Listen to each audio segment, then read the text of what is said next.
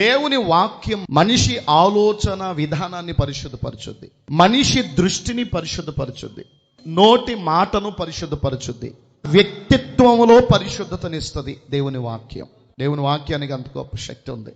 అందుకే ప్రియులారా, మనలందరినీ కూడా పరిశుద్ధులనుగా చూడాలనుకుంటున్నాడు.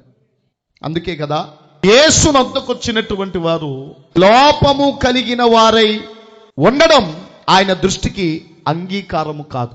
యేసు వద్దకు వచ్చిన వారందరూ పరిశుద్ధపరచబడాలి. ఇప్పుడు సబ్బు ఒంటికి రాసుకుంటే ఒంటికున్న మురికినంతటిని పోగొట్టి ఒంటిని పరిశుభ్రంగా ఉంచుద్ది. అలాగే దేవుని వాక్యాన్ని అంతరంగంలోనికి చేర్చుకుంటే అంతరంగంలో ఉన్నటువంటి మురికినంతటిని పోగొట్టగలిగిన శక్తి మాత్రం దేవుని వాక్యానికి ఉంది.